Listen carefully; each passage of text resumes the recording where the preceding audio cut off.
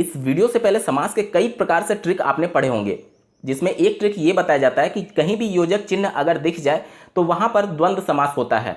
इसके अनुसार स्क्रीन पर जो आपको उदाहरण दिख रहे हैं इसमें डैश यानी कि योजक चिन्ह का प्रयोग किया गया है। तो क्या ये सभी द्वंद्व समास के उदाहरण हैं? आप कहेंगे हाँ, लेकिन मैं कह रहा हूं कि ये द्वंद्व समास के उदाहरण नहीं है, बल्कि अव्ययी भाव समास के उदाहरण हैं।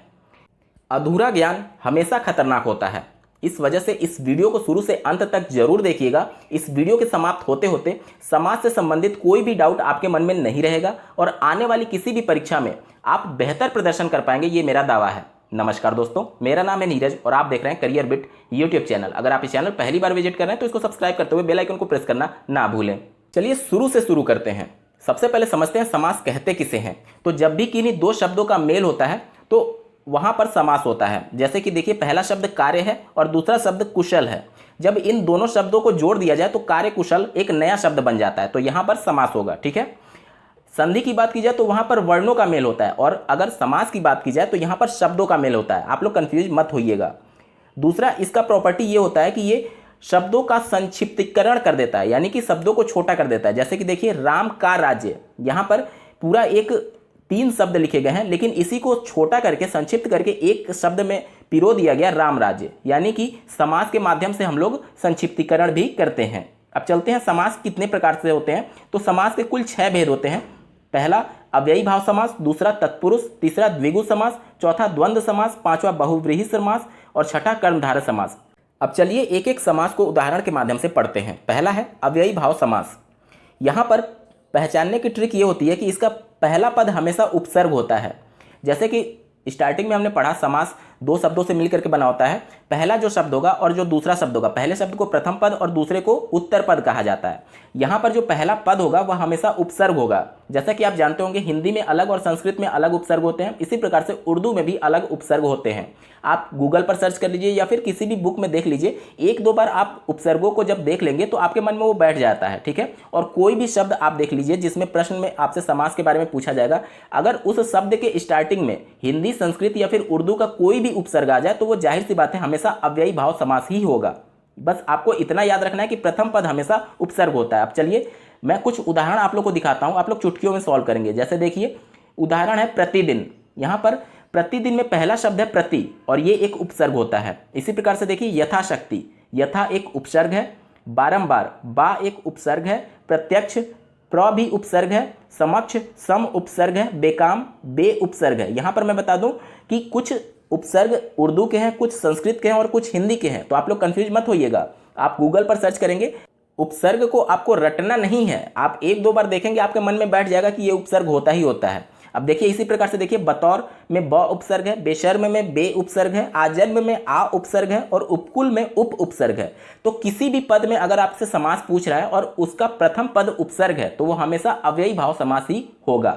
अव्ययी भाव समास का ही दूसरा ट्रिक ये होता है कि इसमें शब्दों की पुनरावृत्ति होती है और बीच में डैश यानी कि योजक चिन्ह का प्रयोग किया जाता है। शब्दों की पुनरावृत्ति मतलब जो योजक चिन्ह के पहले शब्द होगा वहीं योजक चिन्ह के बाद भी शब्द होगा, यानी कि शब्द हमेशा सेम रहेंगे। जैसे कि देखिए उदाहरण, धड़ाधड़, पहला शब्द और दूसरा शब्द समान है और बीच में योजक चिन्ह है। दूसरा देखिए, दिन दिन, तो यहाँ पर भी अव्ययी भाव समास होगा। क्यों? क्योंकि शब्दों की पुनरावृत्ति हो रही है और बीच में योजक चिन्ह है। इसी प्रकार से देखिए, बार बार, यहाँ पर भी शब्द समान है और योजक चिन्ह है। हर हर, रातों रात, घर घर, भागम भाग, धीरे धीरे। आपने कई वीडियोज में पढ़ा होगा कि जहां पर योजक चिन्ह दिख जाता है आप लोग द्वंद्व मार देते हैं, लेकिन यहां पर आपको विशेष रूप से ध्यान ये देना है कि वो गलत होता है। हर जगह द्वंद्व नहीं होगा। जहां पर शब्द समान होते हैं और योजक चिन्ह का प्रयोग किया गया है या फिर शब्दों की पुनरावृत्ति हो रही है और योजक चिन्ह का प्रयोग किया गया, तो वहां पर हमेशा हमेशा अव्ययी भाव समास होगा, ना कि द्वंद्व समास। तो यहां पर देख लीजिए, इन सभी उदाहरण में पहला शब्द और दूसरा शब्द बिल्कुल रिपीट होगा या फिर लगभग समान होगा। जैसे कि देख लीजिए, भागम भाग में बिल्कुल समान नहीं है लेकिन लगभग समान है, भागम भाग। तो यहां पर हमेशा अव्ययी भाव समास होगा जब शब्दों की पुनरावृत्ति होती है और योजक चिन्ह का प्रयोग होता है। अब बात करेंगे द्वंद्व समास के बारे में। इसको पहचानने की ट्रिक ये होती है कि इसमें दोनों पद प्रधान होते हैं, दोनों पद के बीच में योजक चिन्ह का प्रयोग किया जाता है और विग्रह करने पर, यानी समास विग्रह करने पर और या फिर या का बोध होता है। अब उदाहरण के माध्यम से समझिए। पहला देखिए, राम कृष्ण, यहाँ पर देखिए राम भी शब्द प्रधान है और कृष्ण भी प्रधान है और दोनों के बीच में योजक चिन्ह यानी कि डैश का प्रयोग किया गया है। दूसरा उदाहरण देखिए नमक मिर्च, यहाँ पर देखिए दोनों शब्द प्रधान है और बीच में योजक चिन्ह का प्रयोग किया गया और अगर आप इसका विग्रह करेंगे तो नमक और मिर्च आएगा। इसी प्रकार से राम और कृष्ण आएगा, लव और कुश आएगा, लोटा और डोरी आएगा। द्वंद्व समास के कुछ उदाहरणों में ये ट्रिक फॉलो करता है कि योजक चिन्ह के पहले वाला जो पद होगा और योजक चिन्ह के बाद जो पद होगा वह दोनों किसी एक विशेष समूह से संबंधित होते हैं। और इसके कुछ उदाहरण को देखिए, रोटी दाल, यहाँ पर देखिए ये भोजन के समूह को प्रदर्शित कर रहा है। नाक कान, दोनों देखिए शब्द जो है योजक चिन्ह के पहले और बाद वाले वो शरीर के अंगों को यानी एक ही समूह को प्रदर्शित कर रहा है। कपड़ा लत्ता, ये कपड़ों के समूह को प्रदर्शित कर रहा है। और गाय भैंस, दोनों शब्द जो है योजक चिन्ह के पहले और बाद वाले ये मवेशी समूह को प्रदर्शित कर रहे हैं। तो ये सभी भी द्वंद्व समास के उदाहरण होंगे। योजक चिन्ह के पहले और योजक चिन्ह के बाद अगर दोनों शब्द एक दूसरे के विलोम हो तो वहां पर भी द्वंद्व समास ही होगा। जैसे कि उदाहरण देखिए माता पिता, देखिए माता का अपोजिट क्या हो जाएगा, पिता हो जाएगा। देश का अपोजिट यानी विलोम क्या हो जाएगा, विदेश हो जाएगा। पाप का पुण्य हो जाता है, भला का विलोम बुरा हो जाता है। सीता का राम हो जाएगा और छोटा का बड़ा हो जाएगा, ऊंचा का नीचा हो जाएगा। अभी तक हमने दो समास पढ़ा, पहला अव्ययी भाव समास और दूसरा द्वंद्व समास। द्वंद्व समास में कोई भी कंफ्यूजन नहीं होना चाहिए, इसमें हमेशा डैश यानी कि योजक चिन्ह आएगा ही आएगा, ठीक है। तो जहां भी योजक चिन्ह आ जाए वो हमेशा द्वंद्व समास होगा। द्वंद्व समास में भी हमने 3 कैटेगरी पढ़ी। अगर योजक चिन्ह के पहले और बाद वाला जो शब्द हो एक दूसरे के विलोम हो तो वहां पर हमेशा द्वंद्व समास होगा।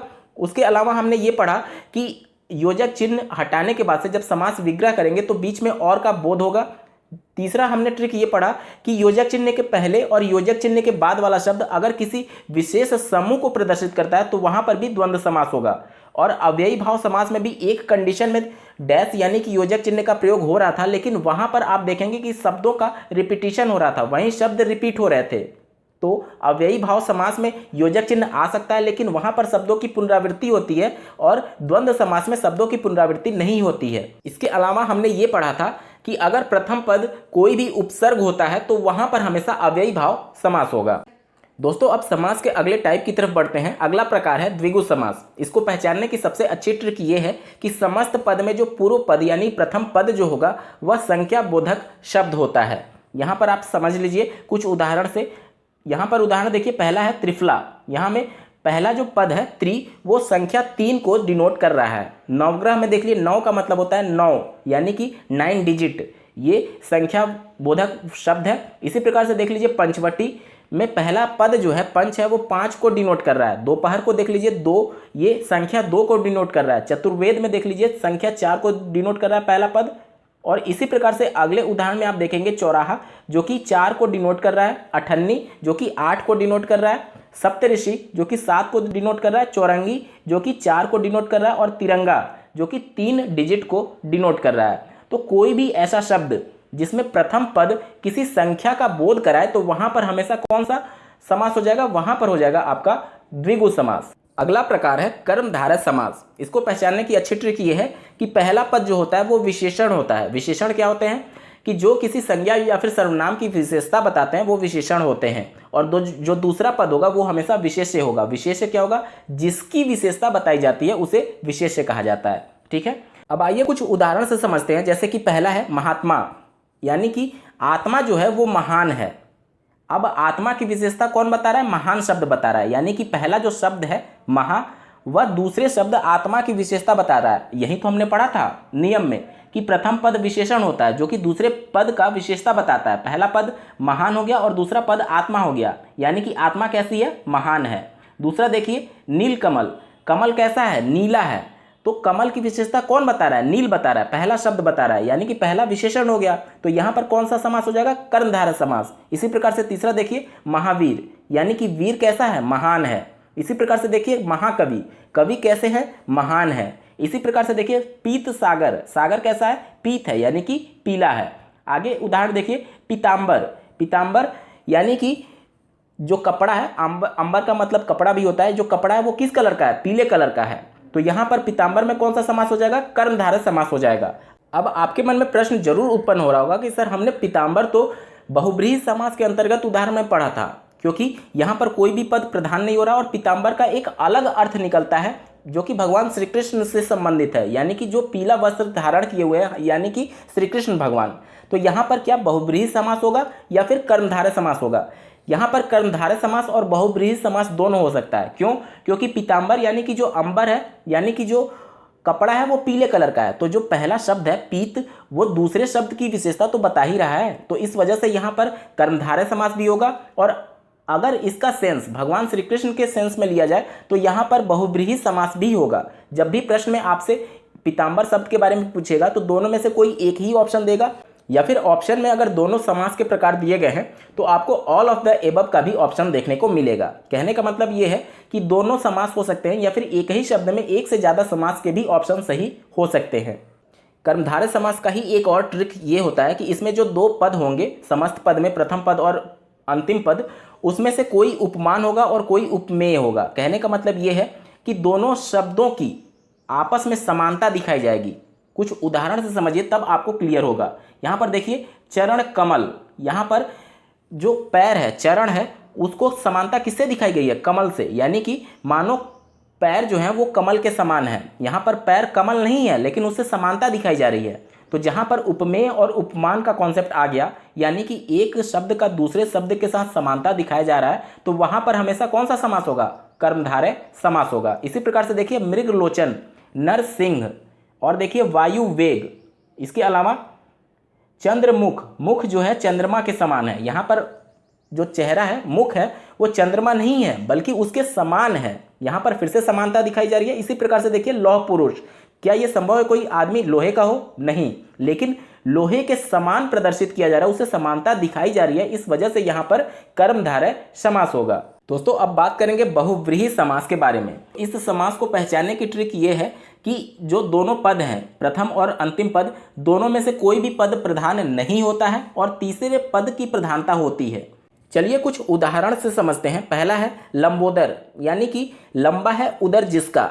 यहाँ पर पहला शब्द हो गया लंबा और दूसरा है उदर, यानी कि लंबा पेट है जिसका। यहाँ पर ना तो लंबा शब्द और ना ही उदर शब्द प्रधान है, बल्कि यहाँ पर एक अन्य अर्थ निकल रहा है। भगवान गणेश से हम लोग लंबोदर अर्थ का मीनिंग निकालते हैं, तो यहाँ पर तीसरे पद की प्रधानता हो रही है, यानी भगवान गणेश की। इसी प्रकार से देखिए त्रिनेत्र, त्रिनेत्र भगवान शंकर को कहा जाता है क्योंकि उनके 3 आँख हैं।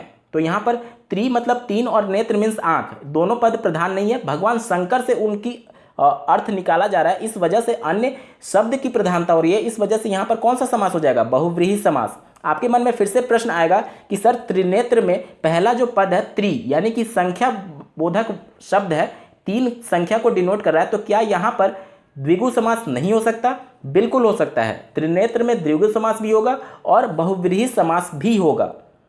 इसी प्रकार से अगला उदाहरण देखिए चतुर्भुज। यहाँ पर भी चतुर्भुज जो है वो भगवान विष्णु से निकाला जाता है, तो यहाँ पर कौन सा समास हो जाएगा? बहुव्रीहि समास हो जाएगा। इसी प्रकार से देखिए एक दंत, ये भगवान गणेश के लिए प्रयोग किया जाता है, यानी तीसरे पद की प्रधानता हो रही है, इस वजह से यहाँ पर बहुव्रीहि समास है। इसी प्रकार से दशानन रावण से लिया जाता है, चक्रधर भगवान विष्णु से लिया जाता है, पीताम्बर जो पीला वस्त्र धारण किए हुए हैं यानी कि भगवान श्री कृष्ण, उनसे लिया जाता है, और जलज, यहाँ पर पहला शब्द और दूसरे शब्द की प्रधानता नहीं है, बल्कि जलज कमल को कहा जाता है क्योंकि कीचड़ में कमल खिलता है, यानी कि तीसरे शब्द की प्रधानता हो रही है, इस वजह से यहाँ पर कौन सा समास होगा? बहुव्रीहि समास होगा। चंद्रमौली, भगवान शंकर से इसका अर्थ निकाला जाता है क्योंकि जिन्होंने सर पर चंद्रमा को धारण किए हुए हैं उनको हम लोग चंद्रमौली यानी भगवान शंकर के सेंस में लिया जा रहा है, तीसरे शब्द की प्रधानता हो रही है, इस वजह से यहाँ पर बहुव्रीहि समास होगा। गिरिधर भगवान कृष्ण को कहा जाता है, इस वजह से तीसरे पद की प्रधानता होने की वजह से यहाँ पर कौन सा समास होगा? बहुव्रीहि समास। अगला प्रकार है तत्पुरुष समास का। इसको पहचानने की ट्रिक ये होती है कि जो कारक चिन्ह होते हैं, आपने पढ़ा होगा, कर्ता ने कर्म को करण से संप्रदान के लिए आपादान से संबंध सूचक का के की अधिकरण में पर इन जो भी कारक चिन्ह हैं इनका लोप हो जाता है, यानी कि जब आप समस्त पद का समास विग्रह करेंगे तो ये जो कारक चिन्ह हो रहे थे उन सबका लोप हो जाता है। अब कुछ उदाहरण से समझते हैं। पहला उदाहरण ये कहता है चिड़ी मार, यानी कि चिड़िया को मारने वाला, चिड़िया को मारने वाला। यहाँ पर देखिए को जो कारक चिन्ह है उसका लोप हो रहा है, इस वजह से यहाँ पर कौन सा समास हो जाएगा? तत्पुरुष समास। और तत्पुरुष समास में भी अगर आप अंदर जाएंगे तो ये द्वितीय तत्पुरुष समास होगा। क्यों? क्योंकि कर्ता ने कर्म को, यहाँ पर को कारक चिन्ह का विलोप हो रहा है, चिड़ी मार यानी चिड़िया को मारने वाला, को का विलोप हो रहा है, इस वजह से यहाँ पर द्वितीय तत्पुरुष कर्म तत्पुरुष का उदाहरण है। इसी प्रकार से देखिए गगनचुंबी, गगन को चूमने वाला, यहाँ पर को कारक चिन्ह का लोप हो रहा है, इस वजह से द्वितीय तत्पुरुष होगा। प्रश्न में आपसे द्वितीय तृतीय के बारे में नहीं पूछा जाता, सीधे तत्पुरुष का उदाहरण दे दिया जाता है और पूछा जाता है कौन सा इसमें समास होगा। तो इसी प्रकार से नेत्रहीन, नेत्रहीन में आप देखिए नेत्र से हीन, आप पढ़े होंगे कर्ता ने कर्म को करण से, यानी कि करण तत्पुरुष होगा या फिर तृतीय तत्पुरुष होगा। इसी प्रकार से देखिए करुणापूर्ण, करुणा से पूर्ण, से यहाँ कारक चिन्ह का विलोप हो रहा है। इसी प्रकार से देखिए विधानसभा, तो इसका क्या हो जाएगा? विधान के लिए सभा, यहाँ पर संप्रदान जो कारक चिन्ह होता है के लिए, उसका प्रयोग किया गया। इसी प्रकार से देखिए शिक्षालय, शिक्षा के लिए आलय, तो के लिए कारक चिन्ह का विलोप हुआ है। इसी प्रकार से देखिए चिंता मुक्त, चिंता से मुक्त, आपादान आप लोग समझते होंगे कि अलग होने की स्थिति में इसका प्रयोग किया जाता है, ठीक है। इसी प्रकार से देखिए धनहीन, यानी कि धन से हीन।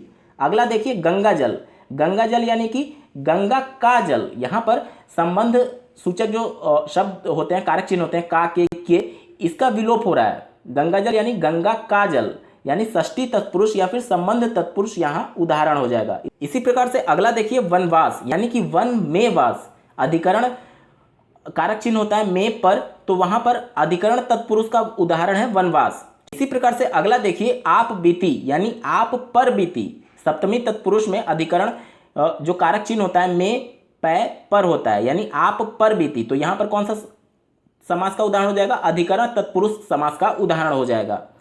दोस्तों यहाँ पर समास से संबंधित आपके जो भी टॉपिक्स थे मैंने डिटेल में कवर कर लिए हैं।